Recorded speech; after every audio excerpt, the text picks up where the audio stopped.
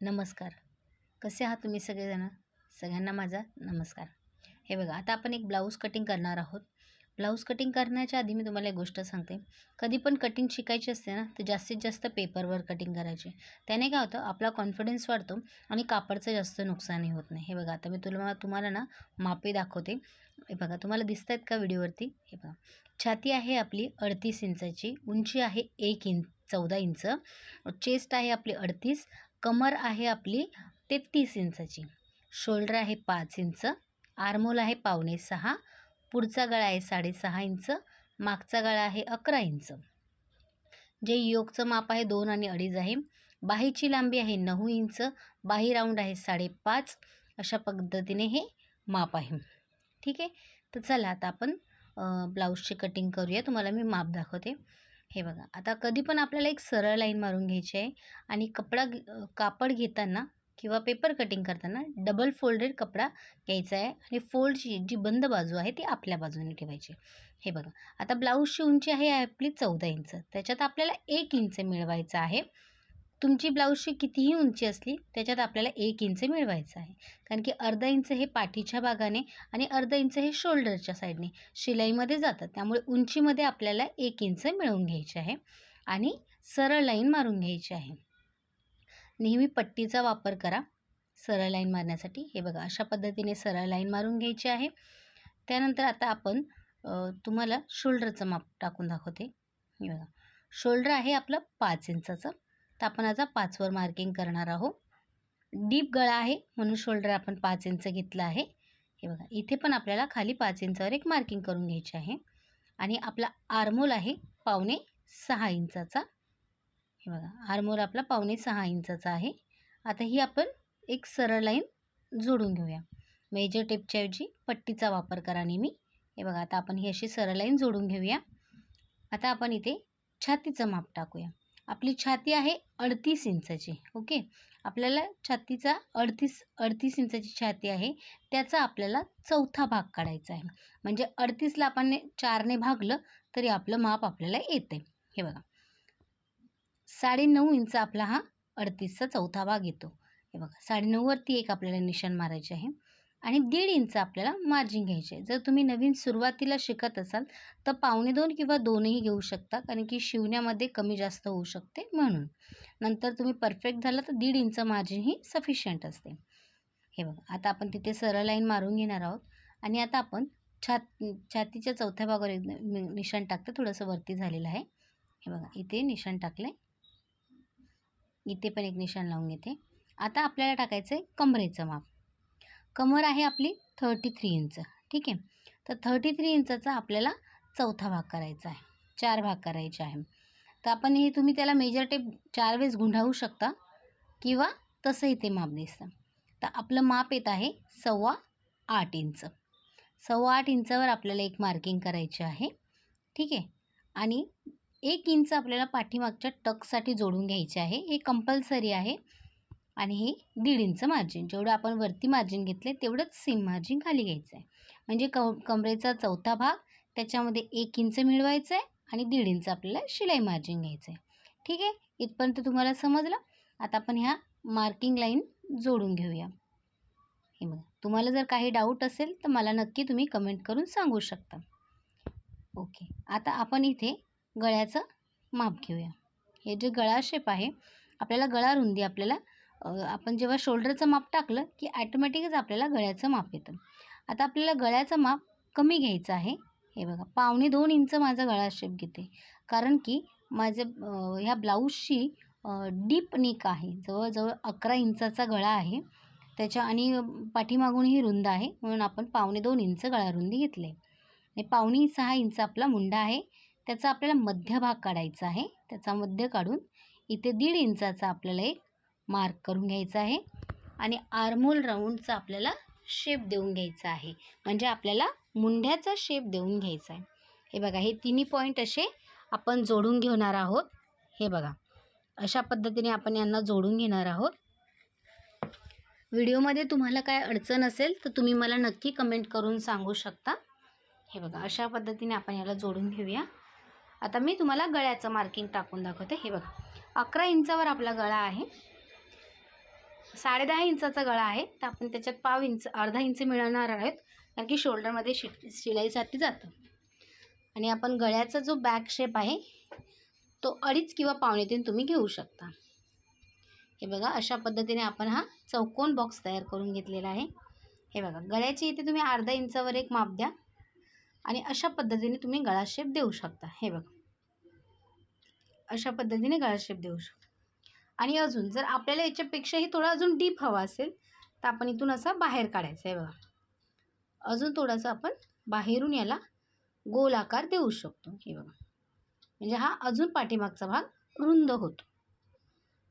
गळा शेप लहान घ्यायचा आणि खालून तुम्ही रुंद करू शकता, म्हणजे गळा आपला ब्रॉड तयार होतो, असा पॅक होत नाही. एखाद्या कस्टमरला थोडा मोठा गळा हवा असतो. हे बघा, तर आता आपण हे मार्किंग आखून घेऊया. आणि ते आपल्याला नेहमी गळ्याच्या बाजूला पाव इंच डाऊन करायचं आहे. पाव इंचाने आपण डाऊन करायचं आहे. पाव इंच गळा आपण डाऊन केला ना की आपलं शोल्डर हे उतरत नाही, त्यामुळे नेहमी पाव इंच गळा डाऊन करायचा. आता हे बघा, आपली मागच्या भागाची कटिंग झालेली आहे. आता आपण हे कटिंग करून घेऊया. मी कटिंग करून दाखवते, तोपर्यंत तुम्ही व्हिडिओला लाईक करा, चॅनलला सबस्क्राईब करा. व्हिडिओ कशी वाटते हे नक्की कमेंट करून सांगा. काही अडचण असली तर तेही मला तुम्ही नक्की कमेंट करून सांगू शकता. हे बघा, आता माझा बॅक साईडचा ब्लाऊजचा साईड कापून घेत आहे मी. तुम्ही पेपर कटिंग करताना नेहमी लक्षात ठेवा, डबल फोल्डेड कपडा घ्या, पेपर घ्या आणि कापडही डबल फोल्डेड घ्यायचं आणि ते बंद बाजू आपल्या बाजूने ठेवायची आहे, ओपन बाजू आपण समोर ठेवायची. हे बघा, आता आपला मागचा गळा बनवून झालेला आहे बॅक साईड. हे बघा, ही जी मी तुम्हाला सांगणार आहे टिप, ही खूप महत्त्वाची आहे. हे बघा, असा मध्य काढून घ्यायचा आहे बॅक साईडचं आपल्याला टक्स मारण्यासाठी. टक्स कधीही लक्षात ठेवा, गळ्याच्या वरती नाही गेला पाहिजे. अर्धा इंचाचा आपल्याला एक टक्सची मापे टाकून घ्यायची आहेत. हे बघा, हा टक्सची जे माप आहे किंवा आपण जेव्हा पाठीवरती टक्स मारतो तेव्हा काय प्रॉब्लेम होतो हे मी तुम्हाला या व्हिडिओमध्ये सांगणार आहे आणि त्या प्रॉब्लेमचं सोल्युशन पण मी तुम्हाला सांगणार आहे. बघा, आता समजा हे आपण ब्लाऊज आहे आणि याला आपण असं हे पाठीवरती टक्स मारला अर्धा इंचाचा, म्हणजे टोटल आपण 1 इंचाचा आपण टक्स मारून घेतला की त्यानंतर हे बघा, मी तुम्हाला दाखवते. असं हे जी पाठीची बाजू आहे ना, हे बघा, पाठीची बाजू वरती जाते आणि जी आपली शिवायची बाजू आहे, जी साईड आहे ती खाली क्रॉस होते. त्याने काय होतं, हा जो पाठीचा भाग असतो तो वरती जातो आणि साईड कमरेच्या साईड फिटिंग जी असते ती खाली येते. त्यामुळे पाठीला असा थोडा गोल आकार तयार होतो. तो हा असा पाठीवरती तयार होऊ नये ब्लाऊज शिवल्यानंतर, त्यासाठी ही टिप्स तुम्हाला नेहमी पाळायची आहे की अर्धा इंच किंवा पाव इंच आपल्याला हे आपल्याला कमरेच्या साईडने कापून घ्यायचं आहे, फिटिंगच्या साईडला. अशा केल्याने ही खूप छोटी टिप आहे, पण याच्यामुळे मोठा प्रॉब्लेम आपला ब्लाऊजचा सोल्युशन होतं. हे बघा, आता आपण मागच्या भागाला आहे असं पुढच्या भागावरती आखून घेणार आहोत. जसं आहे तसंच आपल्याला पुढे त्याचे निशाण लावून घ्यायचे आहेत. हे बघा, मी तुम्हाला दाखवते. हे बघा, आहे तसंच आपल्याला इथे याला निशाण लावून घ्यायचं आहे, काहीही कमी जास्त करायचे नाही आहे. सध्या फर्स्ट टाईम आपल्याला फक्त त्याच्यावरती निशाण मारून घ्यायचे आहे. हे बघा, तर मागच्या भागाला आपण ठेवून आहे तसेच निशाण मारून घेऊया. कुठेही कमी जास्त आता आपल्याला करायचं नाही, फक्त आहे तसं आपण निशाण मारून घेऊया. ही अतिशय सोप्या पद्धतीने मी तुम्हाला कटिंग सांगत आहे.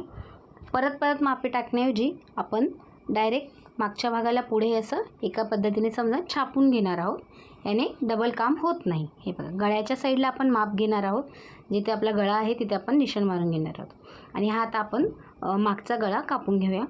इथे तुम्ही वेगवेगळ्या प्रकारचे गळा डिझाईन टाकू शकता, गोल, चौकोन, अशा पद्धतीने. शक्यतो गोल कस्टमरला जास्त गळ्याचे डिझाईन्स जास्त असतात, रेग्युलर ब्लाऊजमध्ये गोल डिझाईन जास्त चालते. हे बघा, अशा पद्धतीने आपण याला बाजूला ठेवूया. आता आपण ही पुढच्या गळ्याचं पुढच्या साईडचे मापे टाकून घेऊया.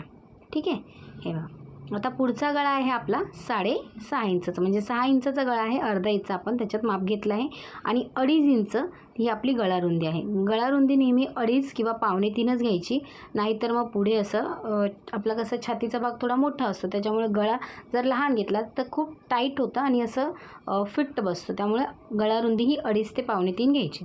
हे बघा, इथून आपल्याला वरच्या साईडने 5 इंचावरनं एक निशाण लावून घ्यायचं आहे.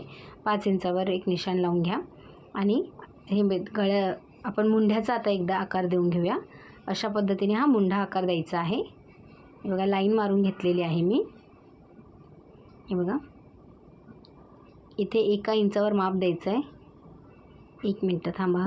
सॉरी, एकदा मी परत माप घेते. हे बघा, थोडासा गळा 1/2 इंचाने वाढलेला आहे हे, तर याला मी सरळ लाईन मारून घेते. हे बघा, अशी सरळ लाईन मारून घेतलेली आहे. ही लाईन नाही आहे, वरची लाईन आहे. हे बघा, आता इथून आपल्याला 1 इंचावर माप घ्यायचं आहे आणि आतल्या मुंढ्याचा आपल्याला शेप द्यायचा आहे. आपला बाहेरील मागचा मुंडा असतो 1.5 इंचाच्या शेपवरती, पुढील मुंडा असतो आपल्या 1 इंचाच्या शेपवरती. अशा पद्धतीने आपण शेप देऊन घेतला आहे आणि हे इथे आहे आपले आता योगपट्टीचा आपण माप टाकणार. इथे 2.5 इंचावर आपण 2 इंचावर एक माप घेणार आहोत. बघा, अशा पद्धतीने आपण मापे टाकलेली आहे. त्यानंतर आता आपण इथे वरती तुम्ही 1.25 ते 1 इंच क्रॉस घ्यायचा आहे, 1.25 ते 1 इंच. आणि हे बघा, आपल्याला खालच्या बाजूला 1 इंच एक्स्ट्रा घ्यायचं आहे, म्हणजे मागच्या भागापेक्षा आपल्याला समोरील भाग 1 इंचाने मोठा घ्यायचा आहे. हे का घ्यायचं? कारण की आपण जेव्हा ही क्रॉस पट्टी वेगळी आपल्याला मग कापडवर वाढवायची गरज पडत नाही. आत्ता जर आपण इथे पेपरवर वाढवली तर तिला वेगळी नंतर वाढवायची गरज पडत नाही, जसं आपण कटोरीला वाढवतो. 1 इंच का वाढवले? कारण की अर्धा इंच आपण डबल योग लावतो ना, त्याच्यामध्ये जाते आणि बाकी अर्धा इंच कटोरी जॉईन करताना तिथे जाते, त्याच्यामुळे आपल्याला 1 इंच वाढवायचं आहे. हे बघा, आपली 6 इंचावरती आपली कटोरीचं मार्किंग आपल्याला टाकायचं आहे. हे बघा, 6 इंचावर एक कटोरीचं निशाण मी टाकते. 38 इंच चेस्टला. हे बघा, इथे आणि वरती अजून एक माप घ्यायचं आहे. आतल्या साईडला आपल्याला 2.5वर एक माप घ्यायचं आहे आणि हे जे 3 पॉईंट आपण काढलेले आहेत, या 3ही पॉईंटला आपण आता गोलाकारने जोडून घेऊया. हे बघा, अतिशय असा गोल आकार आलेला आहे कटोरीला आणि खूप छान पद्धतीने ही कटोरी बसते. हे बघा, दोघांचा मध्य काढून घ्यायचा आहे आणि हे आपल्याला असा गोल आकाराने जोडून घ्यायचं आहे. एकदम सरळ अशी लाईन नाही मारायची, थोडा आपल्याला गोलाकार द्यायचा आहे. सरळ क्रॉस नाही करायचा, थोडासा गोल आकार द्यायचा आहे क्रॉसला. हे बघा, आता आपण याला इथूनही थोडासा गोल आकार देऊन कापणार आहोत, कारण की आपण मागचा भाग जेव्हा गोल कापतो तेव्हा नाहीतर मग इथे जर कापला नाही तर आपला पुढचा भाग मोठा होऊ शकतो. आणि असं जर कापल्याने काय होतं, आर्महोलमध्ये झोल पडत नाही, त्यामुळे योकच्या साईडला थोडं 1/2 इंच वरती कापून घ्यायचं आहे. हे बघा, आता आपण मी ब्लाऊजचं कटिंग करून घेते, पेपरचं कटिंग. हे बघा, आपली जी मापे आहेत त्याच्यावरच आपण आता एक्झॅक्ट कापणार आहोत. हे बघा, अशा पद्धतीने याला थोडा कर्व आहे, हा कापून घ्यायचा आहे. याने काय होतं, मुंढ्याच्या बाजूला आपला झोल येत नाही. हे बघा, अशा पद्धतीने आपण हा कापलेला आहे. आता कटोरीचा भाग कापून घेऊया. तुम्हाला ही व्हिडिओ कशी वाटते नक्की कमेंट करून सांगा. माझ्या चॅनलला जास्तीत जास्त सपोर्ट करा, तुमच्या सपोर्टची मला गरज आहे. तसेच मी वेगवेगळ्या पद्धतीचे ब्लाऊज डिझाईनही या चॅनलवर टाकते, तर वेगवेगळे ब्लाऊजचे तुम्हाला गळेही बघायला मिळतील, तसे ब्लाऊजची बाहीची डिझाईनही तुम्हाला बघायला मिळेल. त्यामुळे माझ्या चॅनलला तुम्ही सबस्क्राईब करा, लाईक करा. हे बघा, आता अशा पद्धतीने आपण याचा गळा मुंढ्याचा भाग कापून घेणार आहोत. हे बघा, आता आपला बॅक साईड कापून झालेला आहे, योक कापून झालेला आहे, क्रॉस पट्टी कापून झाली. आता फक्त आपली कटोरीचं माप काढायचं राहिलं आहे. हे बघा, इथे आपलं कटोरीचं माप हे इथे बसतं आहे. हे बघा, अशा पद्धतीने मी तुम्हाला दाखवते. हे बघा, कटोरीचं माप बसतं आहे. आता आपण पेपरवर कटिंग करतो म्हणून कटोरी अशी सरळ ठेवली तर चालते, पण जेव्हा आपण कपड्यावर कटोरी कटिंग करणार ती नेहमी क्रॉसच कटिंग करायची. जर तुम्ही सुरुवातीला शिकत असाल तर कपडा पेपर हलू नये म्हणून या पिनांचाही तुम्ही वापर करू शकता. पिन घुसवून द्या पेपरमध्ये, म्हणजे पेपर हलणार नाही. कारण की कटोरी एक्झॅक्ट छापायची आहे आपल्याला, नाहीतर काय होईल, तिचं माप कमी जास्त होऊ शकतो. मी तुम्हाला हे सांगत होते की कटोरी जेव्हा आपण कापडावर काढतो तेव्हा तिला क्रॉस ठेवून कटोरी काढायची आहे. हे बघा, आता आपल्याला इथे 1/2 इंच वाढवून घ्यायचं आहे. गळ्याच्याही साईडला आपल्याला 1/2 इंच वाढवायचं आहे, हे बघा. आणि ह्या साईडला आपल्याला 1.5 इंच वाढवायचं आहे, 1.5 इंच. याच्यापेक्षा जर मोठी कटोरी असली तर 1.25-2 इंच वाढवावी लागते. 38 इंचापर्यंत तुम्ही 1.5 इंच वाढवू शकता. जर 40 इंचाची कटोरी असली तर 2 इंच आपल्याला वाढवावी लागते. हे बघा, अशा पद्धतीने याचा आता आपल्याला मध्य काढायचं आहे आणि हे तीनही भाग आता आपल्याला जोडून घ्यायचं आहे. या मध्याच्या ठिकाणी आपल्याला 1.5 इंच खाली घ्यायचं आहे. हे बघा, आता आपण पट्टीच्या सहाय्याने हे तीनही भाग आपण आता जोडून घेऊया. तुम्हाला माझा आवाज स्पष्ट येतोय ना? कारण की थोडा बाहेर पावसाचं वातावरण आहे म्हणून विचारते. हे बघा, आता आपण याचा गळा व्यवस्थित कापून घेणार. सॉरी मला माफ करा. आपण कटोरीचा भाग व्यवस्थित शेप देऊन घेणार आहोत. हे बघा, आता मी तुम्हाला दाखवते. हे बघा, अशा पद्धतीने थोडासा बाहेरून फुगीरही हे बघा थोडासा बाहेरून घ्यायचा आहे. हे बघा, म्हणजे आपल्याला व्यवस्थित शेप देतो. जेव्हा आपण आखतो ना, जेव्हा परफेक्ट होतं तेव्हा आपल्याला कळतं की थोडासा अंदाज मागे पुढे होतो आहे. एकदा तुम्ही नेहमी पेपर कटिंग करून सवय झाली की आपल्याला थोडा अंदाज यायला सुरुवात होते. हे बघा, अशा पद्धतीने आपण कटोरी कापून घेणार आहोत. मी पेपर बाजूला ठेवते आणि तुम्हाला कटोरी कापून दाखवते. तुम्हाला हे मी जी 38 इंच चेस्टची कटोरी माप सांगितलेलं आहे हे समजलं की नाही हे नक्की मला सांगा. म्हणजे मी अजून सोप्या पद्धतीने सांगण्याचा प्रयत्न करेन. तसे मी हे एकदम सोप्यात सोपी पद्धत तुम्हाला सांगितलेली आहे. हे बघा, आता आपण असं याला मी तुम्हाला इथे टक्सही मार्किंग करून दाखवते. हे बघा, दोन्ही पार्ट असे जोडून घेणार आहोत.